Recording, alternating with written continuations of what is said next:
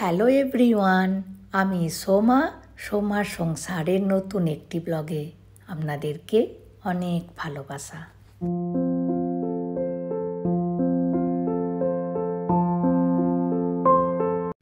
আজকে রবিবার আর এখন সকাল 8টার মতো বাজে। গতকাল পতঞ্জলি থেকে এই সব মালপত্রগুলি নিয়ে এসেছে হাজবেন্ড। আর সকালবেলায় খোলার কারণ এর মধ্যে গুড় আর গ্রিন টি আছে। এই যে দেখুন কি কাণ্ড, নিয়ে আসতে বলেছি গ্রিন টি, আর নিয়ে এসেছে হার্বাল টি, আর নিয়ে এসেছে 1 প্যাকেট চীনাবাদামের তেল। জানেন তামিলরা সানফ্লাওয়ার অয়েলের থেকে এই গ্রাউন্ডনাট অয়েলটা বেশি খায়, তবে এরা প্যাকেট তেল খুব কমই খায়, লুজ তেলটা বেশি কেনে। এখানে শুধু তেলেরই একটি দোকান আছে, ঘর থেকে জায়গা নিয়ে যায়, পরিমাণ অনুযায়ী তেল কিনে নিয়ে আসে, আর দামটাও একটু কম পড়ে।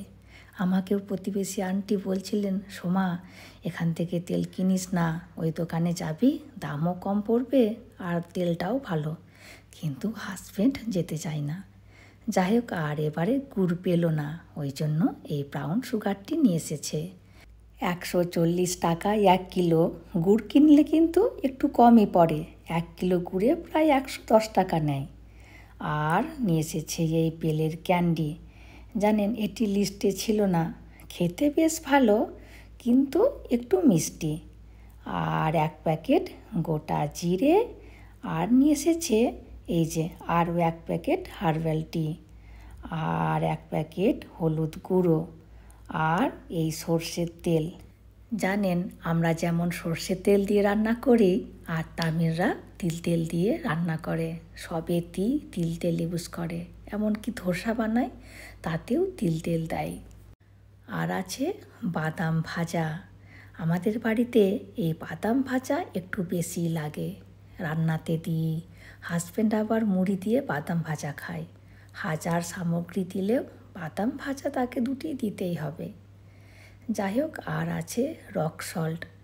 আমরা এই সাদা নুনটার থেকে এই রক সল্টটা বেশি খাই, আর পতঞ্জলির এই নুনটার দামটাও একটু কম। দামটা এখানে খুঁজে পাচ্ছি না, তবে 1 কিলোতে 60 থেকে 65 টাকার মধ্যে পড়ে। আর সবশেষে আছে 1 প্যাকেট মৌরি। এবার একটু চা খাবো, তারপরে এগুলো গুছিয়ে রাখবো। আজকে একটু দেরি করে উঠেছিলাম, ওই জন্য সব দেরি হয়ে গিয়েছে। মেয়ে উঠে পড়েছে, কিন্তু ছেলে এখনও ওঠেনি। আর দেখুন এই কাপটি পতঞ্জলির, দেবরাজের জন্য পাওয়ার ভিটা কিনেছিলাম, ওতে ফ্রি ছিল, গোটা 4-5 আছে। ভাবলাম পতঞ্জলির চা, পতঞ্জলির গুড়, যেহেতু সবই খাওয়া হচ্ছে, তবে কাপটাও কেন বাদ যায়।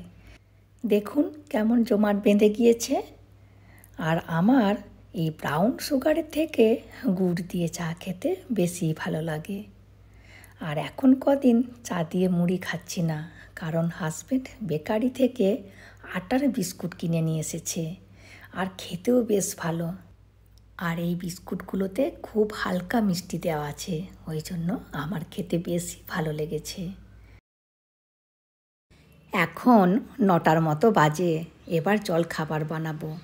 অনেকগুলি গাজর ফ্রিজে পড়ে আছে, তাই ভাবছি গাজর দিয়ে ধোসা বানিয়ে দিই। আর আজকে যে জন্য ভিডিওটি বানানো, সেই টপিকে বরং আমি আসি। তামিলনাড়ুর প্রায় 90 থেকে 95% মেয়েরা কাজ করে, ঘরে খুব কমই বসে থাকে। যার যেমন কোয়ালিফিকেশন তারা তেমন কাজ করে। ঘরে মোটামুটি কেউ বসে থাকে না। ঘরে যদি প্রাপ্তবয়স্ক 4 জন মানুষ থাকে, 4 জনই কাজে চলে যায়। আজকে মনে হচ্ছে এই তাওয়াতে ধোসা উঠবে না, কারণ গতকাল এই তাওয়াতে রুটি করা হয়েছিল, আর যে তাওয়াতে রুটি করা হয় ধোসা ভালো উঠতে চায় না। 3-4টে ধোসা করার পরে ঠিক হবে। যাই হোক, যা বলছিলাম, এরা যখন মেয়ে দেখতে যায়, আগে জিজ্ঞাসা করে মেয়ে কি করে, কতই বা টাকা ইনকাম করে। মেয়ে যদি কাজ না করে বিয়েই হবে না তার। জানেন 1.5 মাসের 2 মাসের ছোট বাচ্চাকে বাড়িতে রেখে কাজে যায় মা, তখন কি করে, মায়ের ফিডকে বোতলে ঢুকিয়ে মা কাজে চলে যায়, আর কাছে পিঠে হলে একবার এসে ফিড করিয়ে দিয়ে যায়। তবুও এরা কাজ ছাড়ে না। জানেন, বাচ্চা হওয়ার আগে 9 মাস পর্যন্ত এরা কাজ করে। যখন বুঝতে পারে সময় হয়ে এসেছে, হালকা হালকা পেটে ব্যথা শুরু হয়েছে, তখন এরা কাজে যাওয়া বন্ধ করে। আবার বাচ্চা হওয়ার 1.5-2 মাস পরে কাজে জয়েন দেয়। আমারই চোখে দেখা আমারই এক প্রতিবেশী 2 মাসের বাচ্চাকে তার মায়ের কাছে রেখে যাচ্ছে কাজে। সত্যি ভালো লাগে এদের স্পিরিট দেখে। আর এই বাচ্চাটি আমাদের কাজের আক্কার নাতি। আক্কার বৌমা কাজে গেছে আর ছেলেও গেছে কাজে। তো এই বাচ্চাটাকে কে দেখবে, ওই জন্য আক্কা বাচ্চাটাকে সাথে করে নিয়ে এসেছে। তা না হলে কি করে, বাচ্চাটাকে স্কুলে পাঠিয়ে দেয়। আর আজকে যেহেতু রবিবার, স্কুলটি ছুটি, ওই জন্য রবিবারে আক্কার একটু প্রবলেম হয় বাচ্চাটাকে নিয়ে।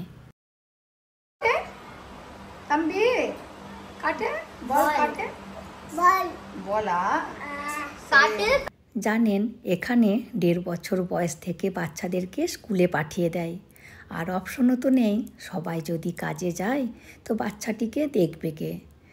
আমাদের এই আক্কা বলে, জানো এখানের মেয়েরা কাজ যদি না করে ঘরে বসিয়ে বসিয়ে কেউ খাওয়াবে না। আক্কার বৌমা মলে কাজ করে, ওই সেলস ওমেন।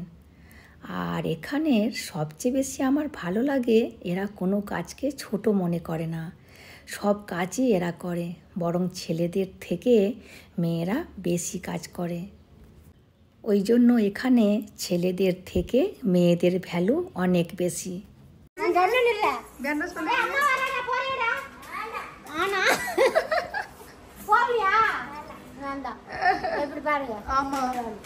பூமாட்ட நீங்க கரெக்டா சொல்லுவீங்க. அம்மாடா வேண்டாம். ஆமா பாட்டி போடு, அப்பா போடு. ஆமா அம்மா வேண்டாம். அம்மா வேண்டாம். போலாமா? நாளை போலாம். வா. அம்மாட்ட போலாமா? அம்மாட்ட வேண்டாம். வேண்டாம். ஐயோ அந்த கார் அண்ணா குடுக்குறோன்னு ஓட்டு வேண்டாம். ஆமா ஆமா. சரி போலாமா? நான் போயிட்டு ஒரு அத்தை நின்னா வீடியோ எடுத்துட்டு বাই। এবার এই আক্কার কি কষ্ট দেখুন, প্রায় 2 কিলোমিটার বাচ্চাটাকে কোলে করে নিয়ে যাবে।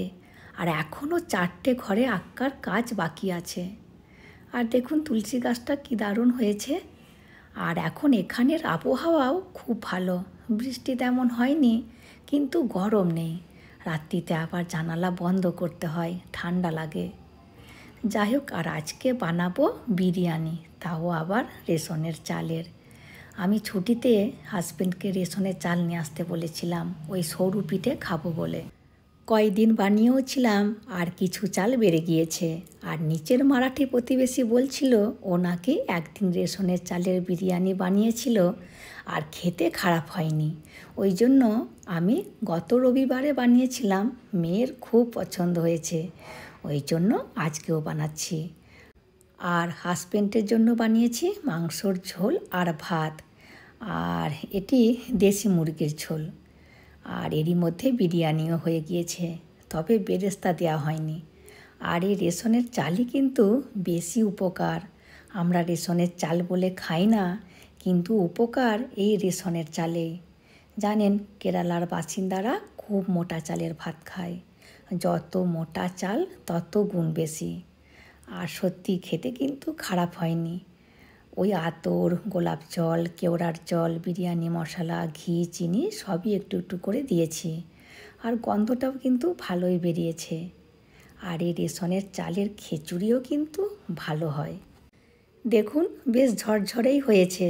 আর মেয়ে কি বলছে জানেন, বলছে মা এবার থেকে তুমি রেশনের চালের বিরিয়ানি বানাবে। আর এখানে রেশন থেকে অনেক কিছুই দেয়, আর চাল 10-15 কিলো পর্যন্ত দেয়, কিন্তু আমরা নিই না। এবার ভাবছি মাঝে মধ্যে অল্প করে নেব। ব্যাস বাড়া হয়ে গিয়েছে, এবার ওরা বসে পড়ুক।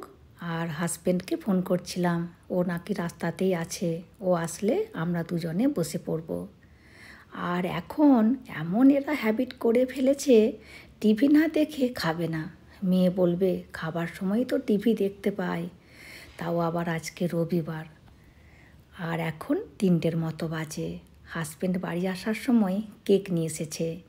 এই মাসটা মেয়ের জন্ম মাস, আর জন্ম মাস বলে প্রতি রবিবারে রবিবারে কেক নিয়ে আসছে। চৈত্র মাসে ছেলের জন্মমাস ছিল, সেই সময়ও ঠিক এরকম প্রতি রবিবারে কেক নিয়ে আসতো। আর কি হচ্ছে, মাঝখানে আমি এইসব খেয়ে মোটা হয়ে যাচ্ছি, পছন্দের জিনিস ছাড়তেও পারছি না। আর এই কেকটা ব্ল্যাক ফরেস্ট নয়, দেখছি খানিকটা ব্ল্যাক ফরেস্টের মতো, কিন্তু বলছে নাকি আমেরিকান ফরেস্ট। খেতে খুব টেস্টি ছিল। Happy birthday to you, happy birthday to you, happy birthday to you Divya, happy birthday to you Divya. একটা ইয়া নেই, হাজব্যান্ড আর মেয়ে কেক আইসক্রিম ভীষণ পছন্দ করে।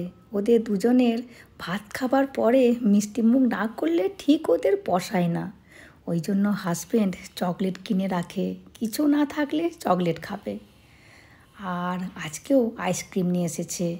আইসক্রিম নাকি অফারে ছিল, একটির সাথে একটি ফ্রি। আর ওই ভ্যানিলা ফ্লেভার আইসক্রিমটা আমার ভীষণ পছন্দের। এই যে দেখুন, আর এই আইসক্রিমের সাথে কেক খেতে সত্যি দারুণ লাগছিল। যাই হোক, চলুন, রেডি হয়ে গিয়েছে, আমরা বরং আইসক্রিম গলে যাওয়ার আগে তাড়াতাড়ি করে খেয়ে নিই। আর আজকে যেহেতু রবিবার, সবাই মিলে একসাথে একটি মুভিও দেখব। দেখুন, মুভি আমাদের সিলেক্ট করে পজ করে রাখা আছে। যাই হোক, চলুন, ভিডিওটিও আজকের মতো আমি এখানেই শেষ করছি। চলে আসবো পরের ভিডিওতে। হাসি খুশি থাকবেন, সবাইকে হাসি খুশি রাখবেন। আর যদি ভিডিওটি ভালো লাগে, please like, comment and share করে দেবেন। আর অতি অবশ্যই সাবস্ক্রাইব করে দেবেন। Thank you.